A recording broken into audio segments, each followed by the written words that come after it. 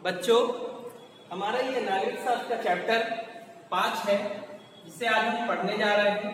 5वां चैप्टर आज हम पढ़ेंगे जिसका नाम है जन संघर्ष और आंदोलन। जन संघर्ष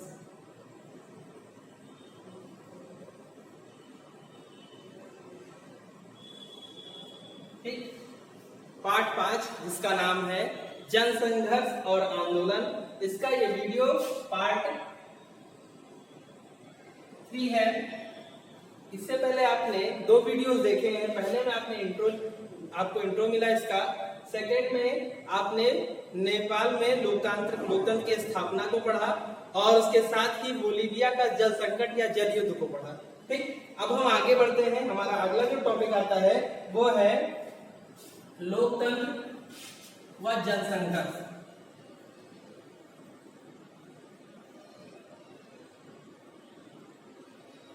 लोकतंत्र व संघर्ष ये हमारा टॉपिक है और इसके बाद में इसके आने वाले क्रम में आगे की जो भी पॉइंट हमने इंट्रो में बताए हैं उनको एक एक करके डिफाइन करते हुए चलेंगे, आगे बढ़ेंगे। तो जब लोकतंत्र व जनसंघर्ष की बात आती है तो हम लोग पुनः वापस जाएंगे नेपाल की घटना पर और बोलीविया की घटना पर। ठीक, नेपाल में क्या होता है, बोलीविया में क्या होता है, इन दोनों चीजों को देखेंगे। नेपाल में क्या हुआ, लोकतंत्र की स्थापना। नेपाल में लोकतंत्र की स्थापना होती है और बोलीविया में सरकार के द्वारा अपनाई गई नीति का विरोध। ठीक, इसमें अगर देखा जाए कॉमन तो क्या है, दोनों में विरोध कॉमन है। दोनों में हमको क्या मिलता है, विरोध दोनों जगह उपलब्ध है, लेकिन इनका स्वरूप अलग है। यहाँ का जो विरोध है वो वहां की राजनीतिक व्यवस्था में परिवर्तन है। राजनीतिक व्यवस्था में परिवर्तन, ये यहाँ की राजनीतिक व्यवस्था में परिवर्तन है, जबकि यह यहाँ नीति के सुधार से संबंधित है।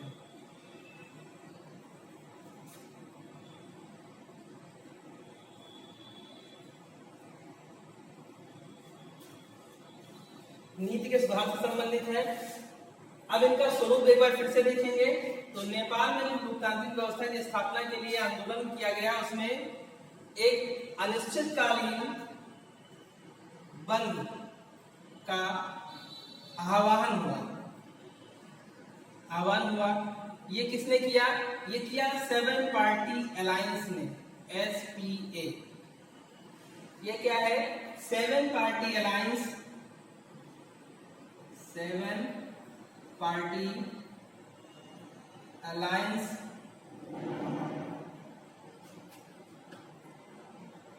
ठीक। 7 पार्टी अलायंस जो है 7 संगठन, 7 दलों का संगठन है। ठीक है, 7 दल है, उनका एक संगठन है जिसको हम कहते हैं SPA। इसने क्या किया, विरोध का आह्वान किया, बंद का आह्वान किया। कहां से, काठमांडू। काठमांडू क्या है, नेपाल की राजधानी। नेपाल की राजधानी काठमांडू में बंद का आह्वान किया गया 4 दिन के लिए। उसके बाद वह अनिश्चित काल के लिए हो गया। क्यों, क्योंकि वहां के शासक ज्ञानेंद्र ने वहां की पार्लियामेंट को मान्यता देने से इनकार कर दिया था, उस पार्लियामेंट को भंग कर दिया था और अपने हाथों में सारी शासन व्यवस्था को केंद्रित कर लिया था। उसका विरोध किया और बाद में शासक को झुकना पड़ा। उसके बाद यहाँ पर लोकतांत्रिक व्यवस्था की स्थापना होती है। गिरिजा प्रसाद कोइराला 2006 में वहां के प्रधानमंत्री बनाए जाते हैं। इस तरह से क्या हुआ, वहां का राजनीतिक स्वरूप परिवर्तित हो गया। राजनीतिक व्यवस्था जो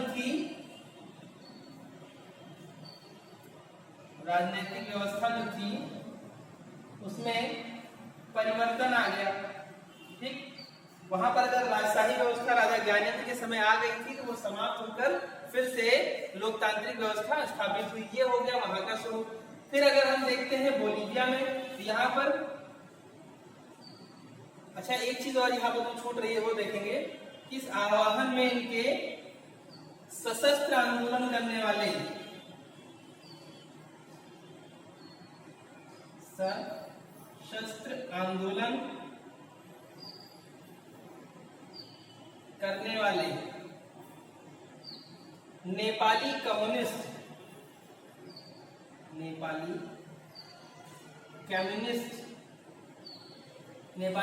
जिनको माओवादी कहा जाता था, शामिल थे।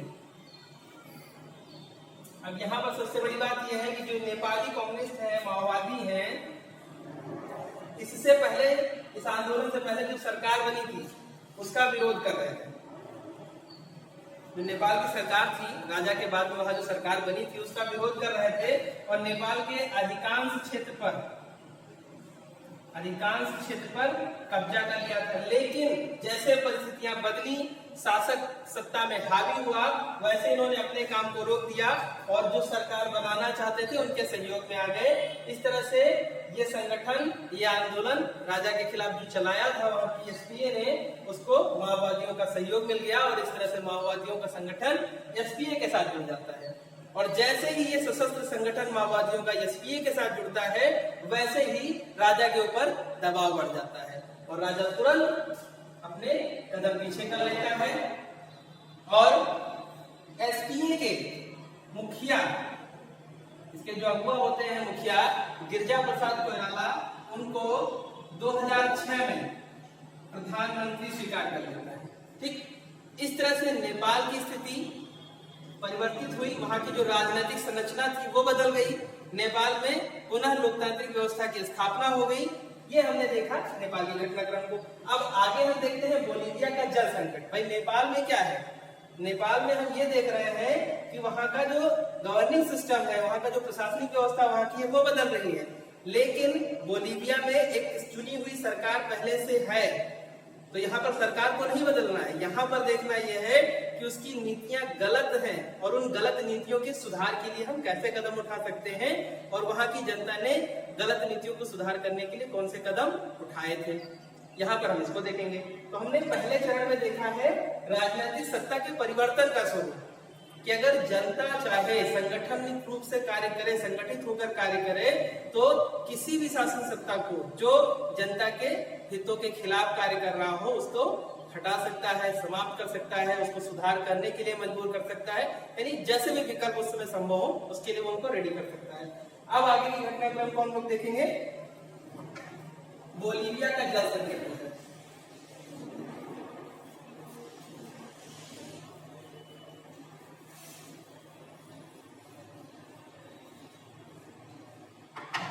देखिए बोलीविया जो है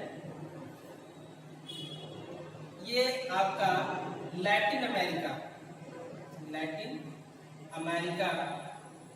का एक छोटा सा देश है। यहाँ पर एक शहर है कोचबम्बा,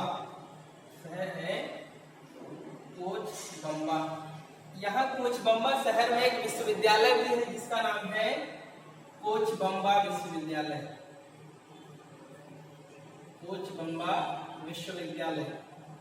ठीक, अब देखिए सामान्य सा आपका मान लीजिए फैजाबाद में विश्वविद्यालय पढ़ता है तो क्या लिखते हैं? फैजाबाद विश्वविद्यालय, अवध विश्वविद्यालय अवध प्रांत में पढ़ता है।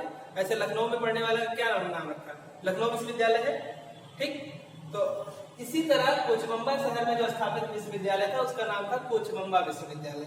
अब यहाँ पर जो सरकार थी, तो सामान्यतः शहरों में वाटर सप्लाई का जो काम होता है नगर पालिका का होता है। नगर पालिका के माध्यम से घरों तक पानी पहुंचाया जाता है और उसके बदले में जो चार्जेस होते हैं वो कलेक्ट किए जाते हैं। यहाँ पर भी वही चल रहा था, सेम सिस्टम था, बढ़िया चल रहा था। लेकिन सरकार को लगा कि हमारे पास आर्थिक तंगी है और किसी बाहरी कंपनी को अगर बुलाकर ये काम दे दिया जाए कि जो नगर पालिका वाटर सप्लाई का काम करती है, फिर चार्जेस इकट्ठा करती है, वो काम आपको आज से हम देते हैं और उनके बदले में आप हमको 100 रुपए दे दीजिए। सिंपल सा एज एग्जांपल 100 रुपए 100 दे दीजिए। तो क्या करेगी जो कंपनी आएगी तो वो क्या 100 रुपए ही वसूल करेगी? कतई नहीं। कंपनी जो इन्वेस्टमेंट करेगी उसके 10 गुना तो कम से कम लेना चाहेगी। और यही यहाँ पर हुआ कि यहाँ की सरकार ने कोचबंबा में वाटर सप्लाई का काम बाहरी कंपनी को दे दिया, प्राइवेट कंपनी को दे दिया, और उसने आते ही जो कर था, जो टैक्स था, उसको इतना बढ़ा दिया, जो वाटर सप्लाई का बिल था उसको इतना बढ़ा दिया कि वह लगभग 1000 रुपए प्रति माह तक पहुंच गया। और ऐसी स्थिति में 1000 रुपए पहुंच गया जब व्यक्ति की औसत आय प्रति माह 5000 थी। अब 5000 में व्यक्ति 1000 रुपए का पानी पी रहा है, 4000 में उसका गुजारा होगा? कतई नहीं होगा। तो ऐसे में क्या होगा? जिस सरकार ने उस निजी कंपनी को बुलाया है, पहले तो उसके प्रति असंतोष उत्पन्न होगा, छोटे मोटे आंदोलन होंगे, फिर भी जब लगेगा कि ये सफल नहीं हो पा रहा है तो ऐसे में बड़े संगठन आगे आएंगे और इस समस्या को लेकर प्रचार प्रसार करेंगे ताकि जन समर्थन मिले। और यही हुआ। वहां पर एक संस्था थी, फेडेकोर। संस्था का नाम याद रखिएगा, लास्ट ईयर एग्जाम में पूछा गया था कि बोलीविया में जल संकट के समय, जल युद्ध के समय लोगों को संगठित करने वाली संस्था का नाम क्या था? वो संस्था थी फेडेकोर। फेडेकोर ने वहां के लोगों को संगठित किया, एकत्रित किया और उनके साथ में जुड़े वहां के कोचबंबा विश्वविद्यालय के छात्र। देख लीजिए छात्र की भूमिका क्या है। वहां का जल संकट है, जल की समस्या है, और ऐसी स्थिति में वहां का जो स्टूडेंट है वो क्या कर रहा है? इस संगठन के साथ जुड़कर अपनी बात को और प्रभावशाली करवाने का काम कर रहा है। हो गया। इसके साथ ही साथ इस क्षेत्र के इंजीनियर, पर्यावरणविद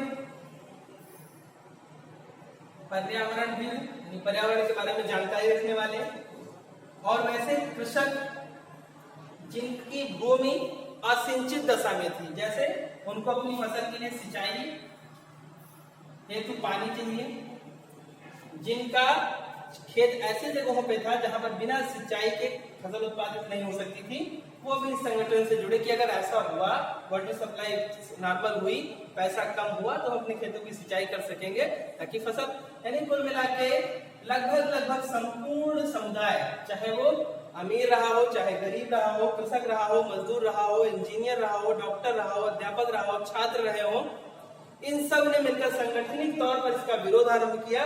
और इस विरोध का स्वरूप इतना बढ़ गया कि विश्व बैंक को इसमें हस्तक्षेप करना पड़ा। विश्व बैंक ये एक वैश्विक संगठन जो विभिन्न देशों के छोटे छोटे मुद्दे, जिससे मानव का शोषण हो रहा हो, मानव के अधिकारों का हनन हो रहा हो, उसके खिलाफ आवाज उठाता है और उस पर सुधार के लिए दिशा निर्देश जारी करता है। ऐसा संगठन, इसने हस्तक्षेप किया और पुनः सरकार को वापस पुरानी पद्धति को अपनाना पड़ा। नगर पालिका के माध्यम से वाटर सप्लाई दोबारा कंटिन्यू की गई। ये हो गई यहाँ की स्थिति। अब इसके बाद में अगर हम देखें तो दबाव समूह हमारा अगला टॉपिक आता है।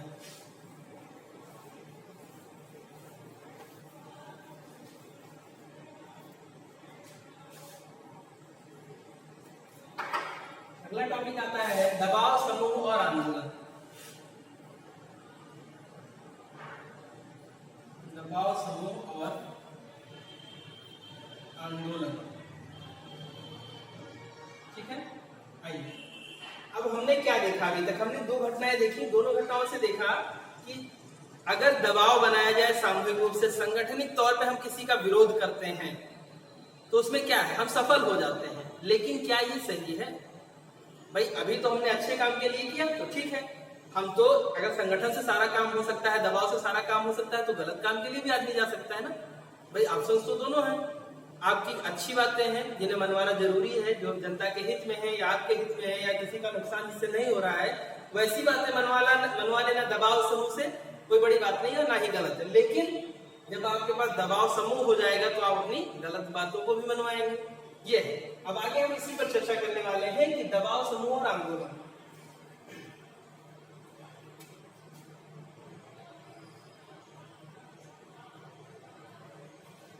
जो दबाव समूह होता है, दबाव समूह संगठन के रूप में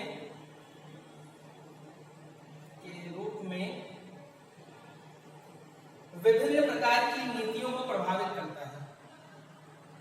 विभिन्न प्रकार की नीतियों को प्रभावित करता है।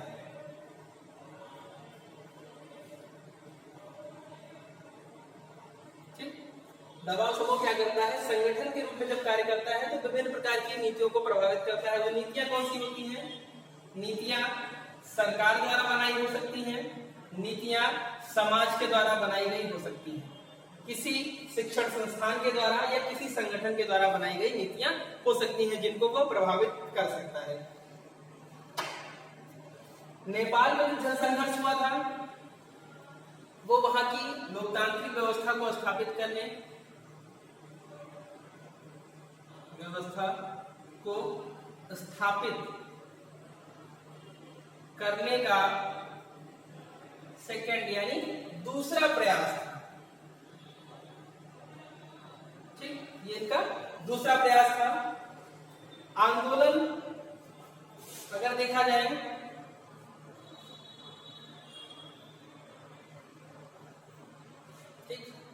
सिंपल से फिर से वापस आते हैं इस पे। दबाव समूह और आंदोलन समझने में थोड़ी सी दिक्कत हुई होगी, नहीं समझ में आ रहा होगा। दबाव समूह हम लोग यहाँ पर जो टॉपिक लेके आए हैं, आंदोलन लेके आए हैं, तो हम इससे थोड़ा सा परिचय इनका प्राप्त करना चाह रहे हैं कि ये होता क्या है, कैसे है, इनसे आगे हम लोग कैसे पॉजिटिव में जा सकते हैं, कैसे नेगेटिव में। तो दबाव समूह से दोनों तरह के कार्य हो सकते हैं, सही और गलत आदमी दोनों तरह के कार्य करवा सकता है, दबाव बना के मनवा सकता है। दबाव समूह क्या करते हैं, विभिन्न प्रकार की नीतियों को प्रभावित करते हैं। वो नीतियां सरकार की भी हो सकती हैं, समाज की भी हो सकती है, किसी संगठन की भी हो सकती हैं। ठीक, यानी कहने का मतलब जो दबाव समूह है वो आवश्यक है, होना चाहिए, लेकिन नियंत्रित होना चाहिए, नियमित होना चाहिए, अनियंत्रित नहीं कि किसी भी कार्य के लिए दबाव बनाने पहुंच जाए लोग। ठीक, ये हो गया। फिर आंदोलन जो है, आंदोलन का कार्य क्या होता है, इसके माध्यम से हम विभिन्न कुरीतियों, अव्यवस्थाओं को समाप्त करने का काम करते हैं और ऐसे अवसरों की तलाश करते हैं जिससे मानव समाज की सुरक्षा हो सके या मानव समाज के लिए आवश्यक संसाधनों को सुरक्षित किया जा सके। आवश्यक संसाधनों को सुरक्षित करने के लिए आंदोलन चलाए जाते हैं, जिनमें से कुछ महत्वपूर्ण मिलेंगे। भारत में नर्मदा बचाओ आंदोलन, बचाओ आंदोलन। ठीक, भारत में एक आंदोलन चलाया गया था नर्मदा नदी के लिए, जिसमें कहा गया था नर्मदा ये क्या है, एक तरह का संसाधन है मानव के लिए, जिसको बचाने के लिए एक आंदोलन चलाया गया। नर्मदा बचाओ आंदोलन के बाद सूचना का अधिकार, सूचना का अधिकार, ठीक, जिसे हम कहते हैं RTI, right to the act of information. सूचना का अधिकार 2005 ईस्वी में जम्मू कश्मीर को छोड़कर संपूर्ण भारत में समान रूप से लागू कर दिया गया था। इसके अंतर्गत आप किसी भी कार्यालय या संगठन या किसी से भी उनके बारे में सूचना प्राप्त कर सकते हैं जो उनके प्राइवेसी के दायरे से बाहर आती हो, जो उनकी व्यक्तिगत गोपनीय सुरक्षा होंगी, जानकारियां होंगी, उन्हें छोड़कर बाकी आप जानकारी प्राप्त कर सकते हैं। ठीक, ये अभियान चलाया गया था कि लोगों के पास सूचना का अधिकार होना चाहिए, किसी भी कार्यालय या ऑफिस से सूचना मांग सके कि क्या बजट आया, क्या खर्चा किया, कैसे मतलब सारे सिस्टम को कैसे मैनेज किया जाए उसकी जानकारी। फिर समय समय पर चलाया जाता है शराब विरोधी आंदोलन। ठीक, शराब विरोधी आंदोलन, शराब विरोधी आंदोलन जो चलाया जाता है उसमें ये टारगेट किया जाता है कि लोग नशाखोरी से मुक्त हों, नशे में व्याप्त होकर, नशे में लिप्त होकर जो कुकृत्य करते हैं, गलत कदम उठाते हैं, उन सारी चीजों से बचे तो स्वस्थ वातावरण बनेगा, समाज जो है स्वस्थ होगा, सुरक्षित समाज होगा सबके लिए। फिर उसके साथ ही साथ अनेक स्तरों पर महिलाओं के लिए आंदोलन चलाए गए। महिलाओं के लिए आंदोलन यानी उनके अधिकारों का जो हनन हो रहा है, उनका शोषण हो रहा है, विभिन्न कार्यस्थलों पे हो रहा है या फिर पारिवारिक तौर पर हो रहा है, जो उन समाज में हो रहा है, तो इन सभी के लिए आंदोलन चलाए गए। और पर्यावरण के लिए, पर्यावरण के लिए भी आंदोलन चलाए गए। तो ऐसे हम देखते हैं कि दबाव समूह जो है वो नियमित और नियंत्रित होना चाहिए, यह विभिन्न प्रकार से नीतियों को प्रभावित करता है। आंदोलन जो है, आंदोलन का कार्य होता है मानव व उसके संसाधनों की सुरक्षा करना, जिससे जिस पर उसका जीवन निर्भर होता हो या वातावरण सुरक्षित होता हो। ऐसे में हमने देखा है भारत में विभिन्न तरह के आंदोलन चलाए गए हैं, नर्मदा बचाओ, सूचना का अधिकार, शराब विरोधी, महिलाओं के लिए या पर्यावरण के लिए। इनमें से कुछ एक को हम लोग वीडियोस के माध्यम से आगे नेक्स्ट वीडियो में 4th पार्ट में देखेंगे और फिर हमारा एक लास्ट टॉपिक बचेगा, उसको हम लोग देखेंगे, फिर हमारा चैप्टर कंप्लीट हो जाएगा। टोटल 5 वीडियोस में कंप्लीट होगा, ये 3rd है, उसके बाद 4th और 5th आएगा, उसके बाद चैप्टर आपका कंप्लीट हो जाएगा। थैंक यू, आगे फिर देखते हैं नेक्स्ट क्लास में।